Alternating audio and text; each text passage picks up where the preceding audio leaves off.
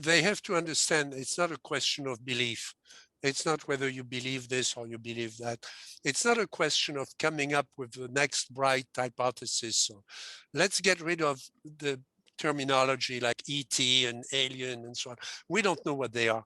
I mean, the creatures that are described were essentially insectoid and humanoid at the same time, but they were breathing our air, okay? And they had 2 arms and 2 legs.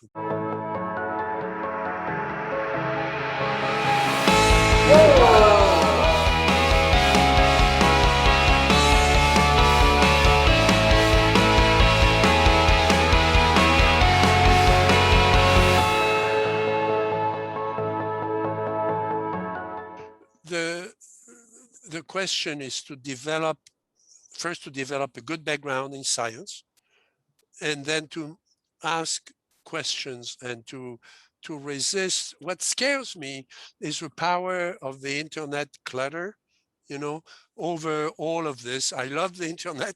As you may know, I brought a few stones to the whole thing, to building the cathedral, but the cathedral is crumbling now, and it's crumbling under the weight of just silly stories.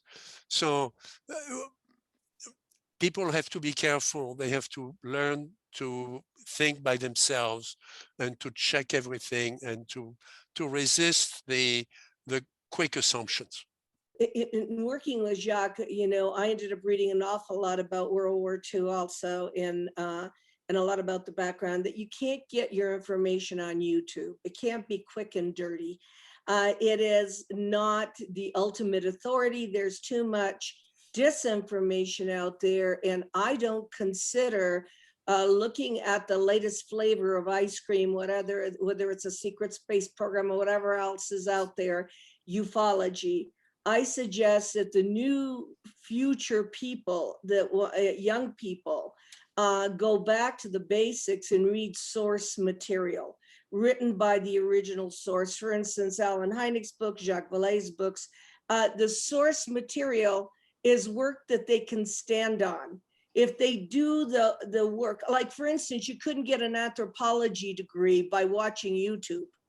So I don't understand why future researchers don't do it like we do it in the university level. And so may I encourage them, we're still around. I mean, there's a lot of really good researchers still around, that they, asked the help and look at the method that we use, the research method, which in my case and Jacques' case is also field research. So look at the method, stay away from YouTube. and Jacques and I know also have a sense of humor. Have a sense of humor. What we would like to do now is use the book as the book will have to do its own work. I mean, we've created it. Now it has to go forth into the world and do the work. But we hope it's going to bring us more interesting samples, because many people have seen something happen. They have a story to tell us, and they may have, residue that we can analyze. And we're getting a lot better at doing that. We being, the two of us, but also the sort of the expanded network that we are creating.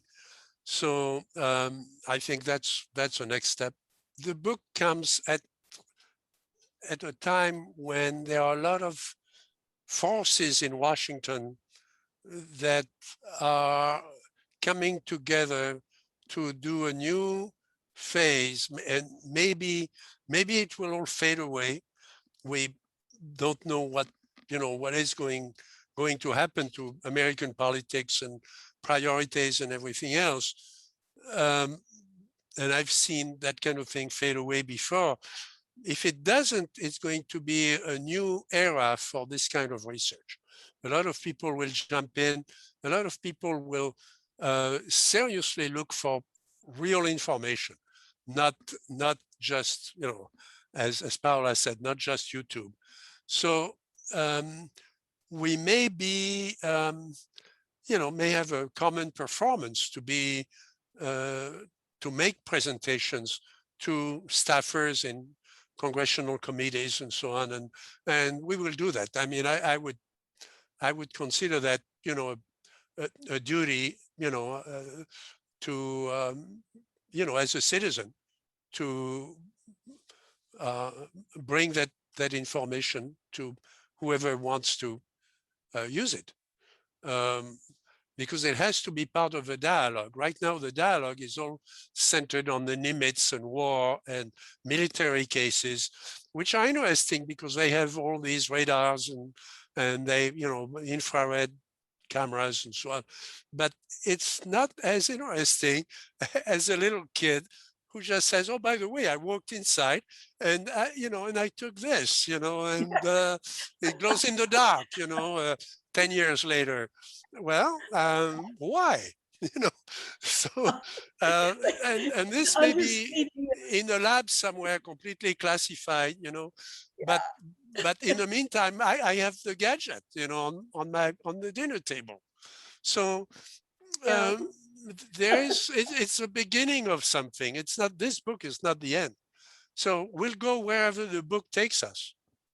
And Jacques, they're going to come to my conference in Laughlin. I gave them an award last year for their work in Peru. They got a media award to inspire and inform. And so these guys are going to come. You'll be at Laughlin, right? Yes. Yes. Yes. They'll be at Laughlin with us. So they will definitely be there. And so this is the kind of exposure that I'm really excited about, and I'm happy we're doing it. Thank you so much, Dr. Vallée and Paola Harris, for being on the channel today. Very enlightening, very inspiring. We super appreciate it. Thank you. I look forward to being in the field with you, gentlemen.